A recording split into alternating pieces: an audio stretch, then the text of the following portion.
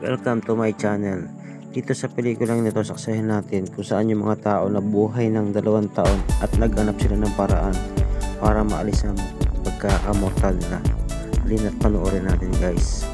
Sa malapit na hinaharap, ang sangkatauhan ay gumagamit ng labis at di moral na paraan ng mga likas na yaman at kinakailangan harapin ang bagong salot taon-taon. Ito ay nagpapamatay ng bilyon-bilyong tao at nagiging sanhi ng pagtingin sa buhay bilang sumpa. Isang araw, isang siyentipiko na kilala bilang si Pilot ay nagawa ang isang pagkatuklas sa genetika na kayang gawing hindi mamamatay ang mga tao na nagdudulot ng pag-asa sa sangkatauhan. Hindi nagtagal para kay Pilot na ilagay sa praktikal na gamit ang kanyang nadiskubre at ang natitirang sangkatauhan ay naging mga walang hanggang nilalang. 200 taon pagkatapos, ang sistema ng kawalang kamatayan ay nagbago ng lahat. Ngayon, tanging isang piniling grupo ng mga tao na naninirahan sa loob ng isang dome na lungsod ang may pagkakataong sumailalim sa isang proseso na tinatawag na ang pagyelo na nagiging hindi mamatay. Ang pilot ang nagsasagawa ng buong lungsod at may daan-daang mga tauhan na nagtatrabaho para sa kanya upang mapanatili ang kaayusan, ngunit siya rin ay lumalabas sa mga screen sa buong lungsod upang itaguyod ang kanyang mensahe. Sa murang edad, ang mga tao ay dinala sa loob ng dome na lugar at sinusuri ni Pilot mismo na tinitukoy ang sandali sa kanilang buhay kung kailan sila nasa kanilang pinakamataas na punto at pagkatapos ay sila isinailalim sa pagyelo. Karaniwan, ang ganitong punto ay nasa paligid ng edad na 25, ngunit maaaring mag-iba-iba ito mula sa tao hanggang sa tao, kaya't ang dome na lungsod ay puno ng mga hindi mamatay at mga taong nagnanais na mapili para sa kawalan ng kamatayan. Ang lahat ng mga bagay na ito ay ipinaliliwanag ni Akai, na nagtatrabaho bilang isang tour guide na nagdadala sa mga baguhan sa paligid ng lungsod upang ipaliwanag sa kanila ang lahat ng mga kamanghamanghang bagay na ginawa ni Pilot para sa tao, tulad ng pagtigil sa digmaan, politikal na pagkakawatak-watak, at kahirapan. Samantala, isang batang may pangalang Logos ay nasa tren na papunta sa lungsod kasama ang maraming tao na excited sa kanilang paparating na pagbabago. Gayunpaman, hindi gaanong excited si Logos tulad nila, may pag-aalinlangan siya na kailangan ng tao ang kawalang kamatayan dahil wala ng buhay kung walang kamatayan, mayroon lamang pagsasamantala. Si Logos ay nagtatrabaho bilang isang terraformer, ibig sabihin, siya ay pumupunta sa disyerto upang maglagay ng mga makina. Ito'y madalas na nagdudulot sa kanya ng mga bangungot kung saan siya ay namamatay bago pa man dumating ang kanyang mga katrabaho sa kanya. Sa kanyang ikalawang araw sa lungsod, nilapitan si Logos ni Zucker na naramdaman ang kanyang pagdududa sa kawalang kamatayan at naririto upang imbitahan siya sa isang grupo na binubuo ng mga taong katulad niya. Ibinigay niya sa kanya ang isang kahon na inaasahang dadalhin siya sa nabanggit na grupo nang hindi nasusundan, hindi alintana na ang mga tauhan ni Pilot at ang kanyang pangunahing tauhan na si Arm Arrows ay sumusubaybay sa kanila sa pamamagitan ng mga footage mula sa pangangasiwa. Nang makita nila ang kahon, agad itong nagtampok ng pag-aalinlangan at tinanong ni Pilot si Arm Arrows na alamin kung ano ang laman ng kahong iyon. Pagkatapos ay nilapitan ni Arm Arrows si Akai at ibinigay sa kanya ang espesyal na headband na nagpapahintulot sa kanya na makilala si Pilot sa virtual na paraan. Nalaman na nais ni Pilot na si Akai ay magtangkang mamspiya kay Logos upang alamin kung ano ang kanyang balak, at kung magtagumpay siya sa misyong ito, siya ay tatanggap ng promosyon. Si Akai ay may kasiyahang tinanggap ang misyon, buong pagnanasa na mapasaya si Pilot. Makalipas ang ilang panahon, ginamit ni Logos ang kahon sa kanyang silid ng mag-isa, at isang misteryosong boses ang lumabas mula sa maliit na kagamitan upang ayusin ang isang pagpupulong sa kanya. Nang magtagpo ulit si Zucker at si Logos, itinanggi ni Akai na siya ay isang simpleng dumaraan lamang upang makinig ng palihim sa kanilang usapan. Ngunit napagtanto ni Zucker na sila'y inaasahan, kaya't nakipag-usap siya kay Logos sa kodigo at sinabihan itong pumunta sa simbahan mamaya, na parang magkaibigan lang na magtatambay. Nauto ni Akai ang taksil na balakid at iniulat na wala siyang narinig na kainahinalang bagay, ngunit hindi ito pinaniwalaan ni Pilot kaya't iniutos niyang patuloy silang magmanman kay Logos. Upang matulungan si Akai na maunawaan ang pangyayari, ibinahagi ni Arm Arrows ang bahagi ng kasaysayan sa kanya, dati kasama ng Pilot ang isang lalaking tinawag na Helios, na nagbuo ng isang virus upang sirain ang code ng kawalang kamatayan. Na-rehabilitate si Helios at nilinis ang kanyang isipan, ngunit nag-aalala si Pilot na maaaring manatili ang kanyang mga ideya at maaaring gamitin ito ng isang mapanganib na tao, kaya't kailangan nilang bantayan ang anumang kainahinalang bagay. Upang maisakatuparan ang kanyang misyon, kailangan ni Akai na maging malapit kay Logos, kaya't sa susunod na pag-akyat niya sa tren ay sadyang umupo siya sa tabi nito upang makipag-usap.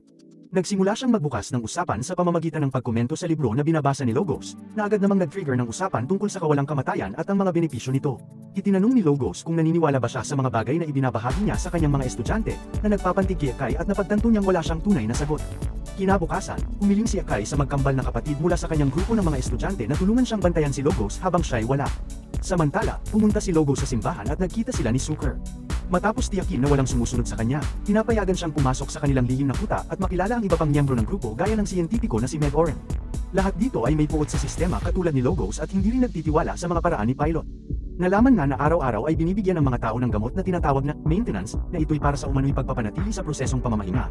Ngunit natuklasan ng grupo na ang gamot na ito ay sa katunayan ay nagpapahinahon sa kanila at pinipigil ang emosyon at mga likas na timpla ng tao. Ito ay nangangahulugang hindi sila makakaramdam ng pag-ibig o pagkamuhi, at ito ay nagdudulot sa kanila ng kakulangan sa kakayahan na magprotesta laban sa mga bagay na ayaw nila, parang sila ay pinanganak upang maging alipin ng Pilot.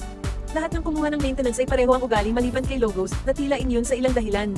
Ito'y nagpapaliwanag kung bakit may mga iniisip siyang labas sa mga benepisyo ng kawalang kamatayan.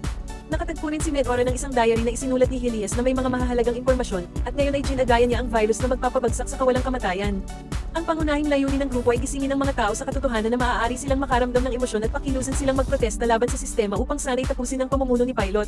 Samantala, naglalaro si Pilot ng chess kasama ang kanyang dalagang anak na si Amanda, na nais malaman ng higit pa tungkol kay Helias at sa paglikha ng immortalidad na code ng Pilot. Sa katunayan, marami ng mga tanong si Amanda sa kanyang ama tungkol sa sistema nito na wala ng ibang pinapayagan na magtanong, na nagpapangyari sa kanya na magiging magkaparehas sila ni Logos at ng kanyang bagong grupo. Ito ay unti-unting kinakabahan kay Pilot. Sa gabi ring iyon, muli na namang nanaginip si Logos ng pagkakaroon niya ng hindi malamang pangyayari sa gitna ng disyerto, na nagpapadagdag sa kanyang kuryosidad sa kamatayan. Nang magising siya, hindi siya sigurado kung kailangan ba niyang kunin ng maintenance o hindi. Makalipas ang ilang oras, nilapitan siya ulit ni Akay sa tren, at pinilit nitong maging malalapit na kaibigan si Logos sa pamamagitan ng pakikipagkaibigan sa kanya. Sa madaling sabi, ang paksa ng pagkuha ng maintenance ay nabanggit, ngunit wala sa kanilang dalawa ang nagtapat kung kukuha ba sila nito o hindi. Samantala, si Pilot ay naglalaro ng tsansa kasama ang kanyang anak na babae na si Amanda, na nais malaman ang higit pa tungkol sa Helias ni Pilot at sa paglikha ng kodigo ng kawalang kamatayan. Sa katunayan, marami siyang tanong si Amanda sa pangkalahatan tungkol sa sistema ng kanyang ama na hindi pinapahintulutan sa iba na itanong, na nagiging sanhi ng pagiging katulad niya kay Logos at sa kanyang bagong grupo. Sa ngayon, nagsisimula ng mag-alala si Pilot tungkol dito. Sa huling bahagi ng gabi, muling nagkaroon ng bangungot si Logos na siya'y nawalan ng malay sa gitna ng disyerto, na nagpapalakas sa kanyang katanungan tungkol sa kamatayan.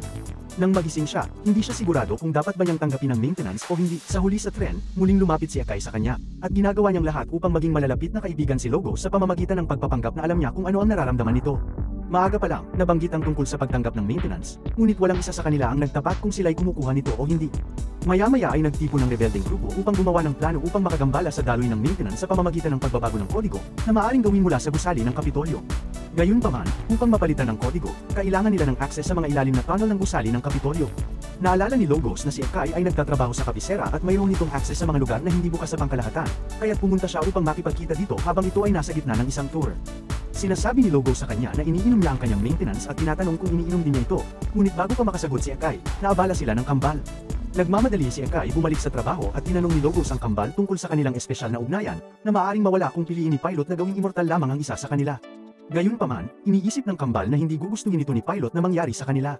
Pagkatapos, tinanong ni Arm Arrow si Akay kung ano ang pinag-usapan nila ni Logos, ngunit nagsinungaling siya at sinabing bumisita lang ito. Ang tanong ni Logos ay nagugulo sa isip niya sa buong araw at nagsimula ng magtaka si Akay kung ano ang mararamdaman kapag hindi umiinom ng maintenance. Nang makipagkita ulit sila ni Logos, nakita niyang may pag-aalinlangan sa mga mata ni Akay at sapat ang tiwala niya sa kanya na dalhin siya sa natitirang grupo.